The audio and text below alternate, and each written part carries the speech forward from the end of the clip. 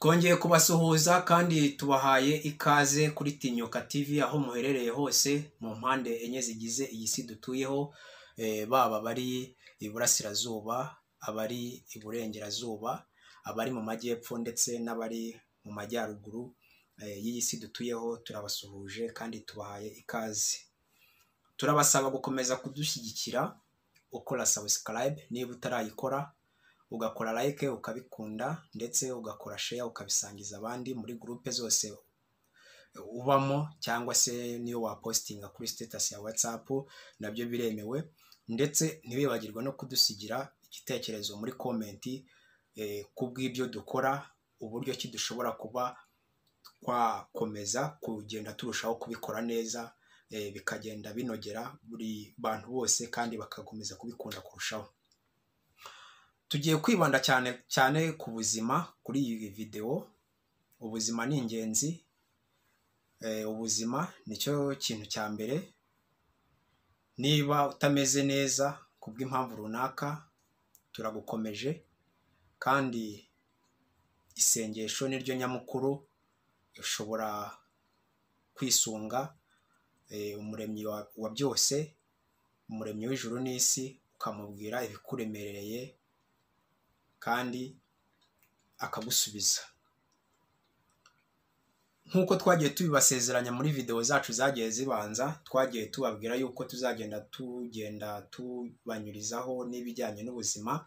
Ni muri urwo rwego rero ubu twabateguriye akavideo katarambiranye kagiye kwibanda cyane ku buzima, tuvuga indyo 10 z'ingenzi ku mugore utwite. Ariko ntabwo turi buzivuge zose uko ari 10 kugira ngo bidafata umwanya muremure, ahubwo tuzagenda tuzivuga mu byiciro kuri video zacu ko zizagenda zikurikirana. Turabashimiye. Kuboneza imirire muri iki gihe ku mugore utwite ni ibintu by'ingenzi cyane, haba kuri we ndetse no ku mwana atwite.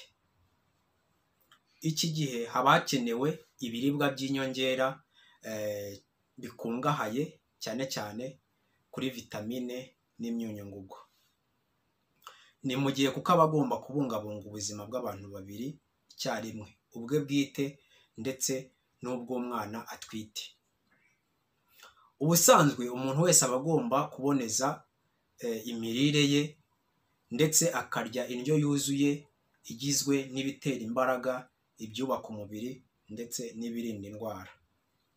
Ariko noneho ku mugore utwite hari ibintu by'ingenzi cyane biza byiyongera ku ndyo yuzuye bidakwiye kubura kuri buri funguro.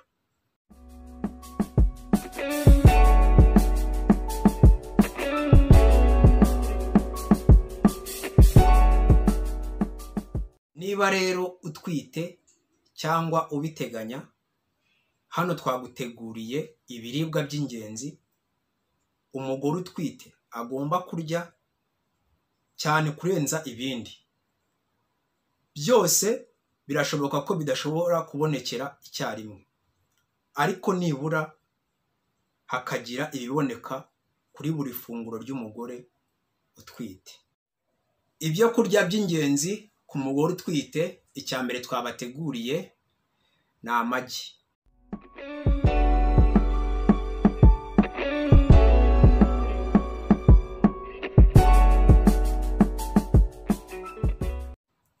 Amagi ni ikiribwa gifitiye umumaro ukomeye ubuzima bitewe n'uko yujuje intungamubiri zose zikenewe n'umubiri. Amagi kuko afite umwihariko, agira proteine na fat zujuje ubuziranenge.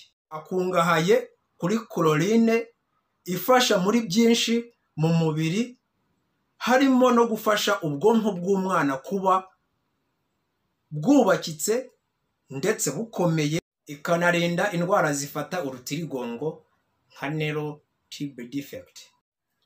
Indyo ya kabiri twabateguriye muri iyi video ni ibishyimbo ku mugore utwite.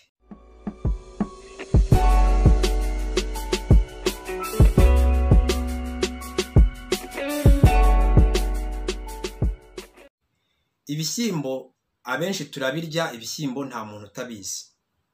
Ibishyimbo bikungahaye kuri proteine n'uturemangingo ndodo ndetse n'imyunyu ngugu nk'ubutare na zenke ndetse na vitamine B9 cyangwa se B9 ifasha umwana mu kumurinda indwara zitandukanye. Ziriya fibre ziboneka mu bishyimbo zifasha urwungano ngogozi kurinda uburwayi butandukanye nk'impatwe ndetse n'ubundi burwayi butandukanye bufata amara. Ibishyimbo birafasha ku bantu batarya inyama kuko ubasha kubikuramo zimwe mu ntungamubiri wari kubonera mu nyama. Indyo ya gatatu y'ingenzi twabateguriye muri iyi video ni imbuto.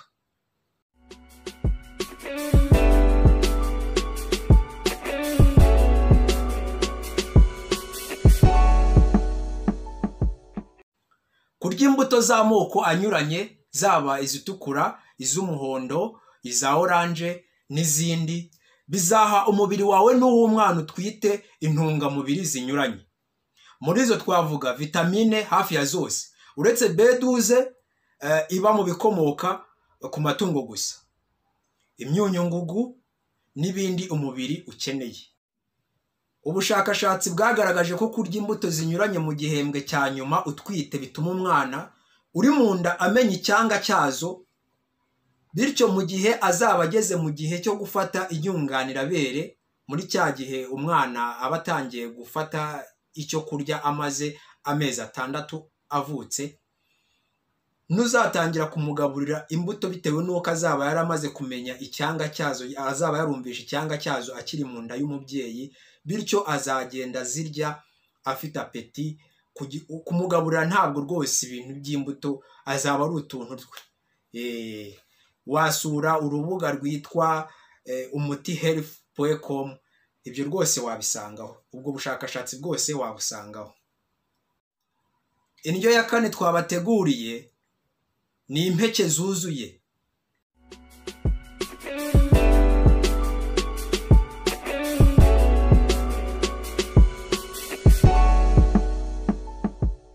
Impeke zuzuye ni ukuvuga zitanyuze mu mashini ngo bakureho kagahu k'inyuma. Ni ingenzi kandi ni nziza. Hano twatanga urugero nk'umuceri, umuceri batatonoye, ingano, ibigori, amasaka n'uburo. Impeke rero ni ingenzi kuko zikungahaye kuri fibre n'izindi ntungamubiri harimo vitamine E, selenium na phytonutrient, ari byo bita ibinyabutabire bizwiho kurinda uturemangingo. Indyo ya gatanu ku mugore utwite ni imboga.